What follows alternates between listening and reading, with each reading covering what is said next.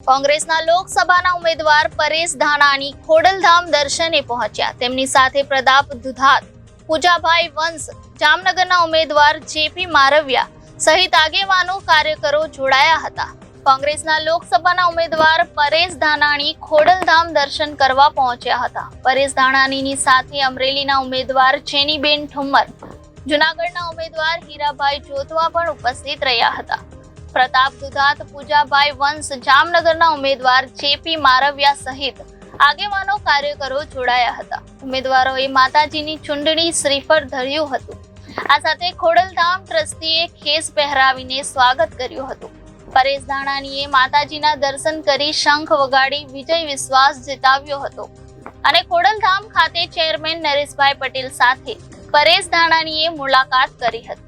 નરેશ પટેલ સાથે બંધ બારણે મીટિંગોનો દર શરૂ થઈ ગયો હોવાની ચર્ચાએ પણ જોર પકડ્યો છે। આજ ચૈત્રી નવરાત્રિના દનૈયા તપી રહ્યા છે। માં નવદુર્ગા ભવાની આજ અમારી કુળદેવી કાગવડવાળીમાં ખોડલના શરણે શીશ ઝુકાવી એના ખોળામાં માથું મૂકી અને રાજકોટના હૃદય જીતવા માટે આ ભૂમિને વંદન કરવા હું આવ્યો છું। આપ સૌ એના સાક્ષી છો કે પડકારો ઝીલવા માટે જ્યારે જ્યારે કોઈ યોદ્ધાને જવાબદારી સોંપવામાં આવે તો જવાબદારી નિષ્ઠાપૂર્વક નિભાવવા હું રાજકોટના રણ મેદાનમાં આવ્યો છું। સંસદ સભ્ય બનવું મહત્ત્વનું નથી રહ્યું, પણ પડોશી ધર્મ નિભાવીને આવતા 5 વર્ષ રાજકોટના હાથી બનવા માટે રણ મેદાનમાં આવ્યો છું। મને વિશ્વાસ છે રાજકોટના જનજનના હૃદયમાં જે આશા અને અપેક્ષાઓ છે એનો દીપ જલાવવામાં હું સફળ થઈશ। માં ભવાની, માં જગદંબા, માં ખોડલ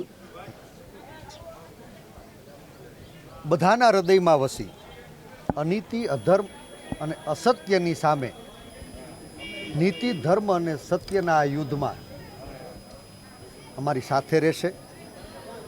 સત્તામાં બેઠેલા લોકો એના અહંકારને ઓગાળશે।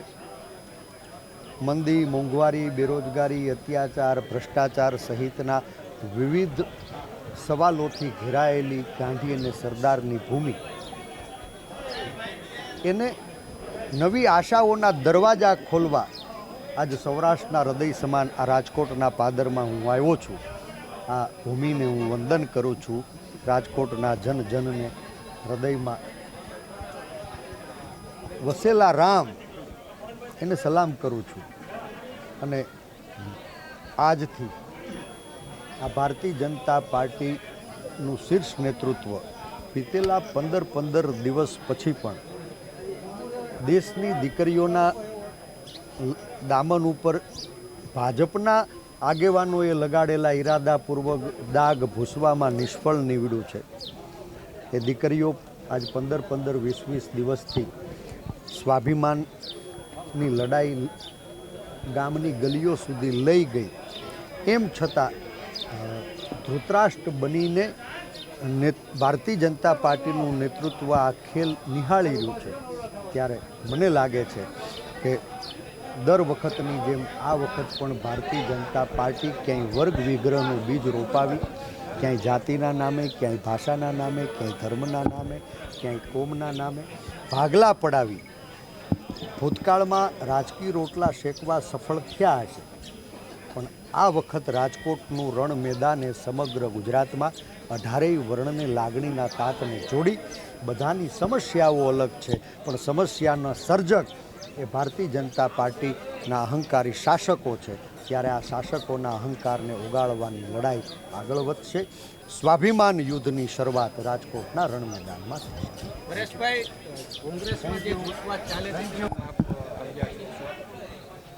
આજ ચૈત્રી નવરાત્રિના દનૈયા તપી રહ્યા છે।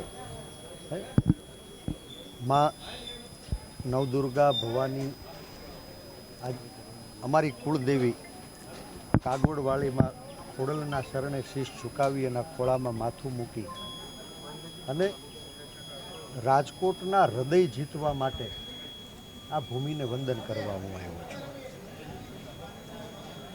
આપ સૌ એના સાક્ષી છો કે પડકારો ઝીલવા માટે જ્યારે જ્યારે કોઈ યોદ્ધાને જવાબદારી સોંપવામાં આવે તો એ જવાબદારી નિષ્ઠાપૂર્વક નિભાવવા હું રાજકોટના રણ મેદાનમાં આવ્યો છું. સંસદ સભ્ય બનવું મહત્ત્વનું નથી રહ્યું, પણ પડોશી ધર્મ નિભાવીને આવતા 5 વર્ષ રાજકોટના હાથી બનવા માટે રણ મેદાનમાં આવ્યો છું. મને વિશ્વાસ છે રાજકોટના જનજનના હૃદયમાં જે આશા અને અપેક્ષાઓ છે એનો દીપ જલાવવામાં હું સફળ થઈશ. માં ભવાની, માં જગદંબા, માં ખોડલ બધાના હૃદયમાં વસી અનીતિ, અધર્મ અને અસત્યની સામે નીતિ, ધર્મ અને સત્યના આ યુદ્ધમાં અમારી સાથે રહેશે. સત્તામાં બેઠેલા લોકો એના અહંકારને ઓગાળશે. મંદી, મોંઘવારી, બેરોજગારી, અત્યાચાર, ભ્રષ્ટાચાર સહિતના વિવિધ સવાલોથી ઘેરાયેલી ગાંધી અને સરદારની ભૂમિ એને નવી આશાઓના દરવાજા ખોલવા આજ સૌરાષ્ટ્રના હૃદય સમાન આ રાજકોટના પાદરમાં હું આવ્યો છું. આ ભૂમિને હું વંદન કરું છું. રાજકોટના જનજનને હૃદયમાં વસેલા રામ એને સલામ કરું છું. અને આજથી આ ભારતીય જનતા પાર્ટીનું શીર્ષ નેતૃત્વ વીતેલા 15 દિવસ પછી પણ દેશની દીકરીઓના દામન ઉપર ભાજપના આગેવાનોએ લગાડેલા ઈરાદાપૂર્વક દાગ ભૂસવામાં નિષ્ફળ નીવડ્યું છે. એ દીકરીઓ આજ 15 20 દિવસથી સ્વાભિમાનની લડાઈ ગામની ગલીઓ સુધી લઈ ગઈ. એમ છતાં ધૃતરાષ્ટ્ર બનીને ભારતીય જનતા પાર્ટીનું નેતૃત્વ આ ખેલ નિહાળી રહ્યું છે.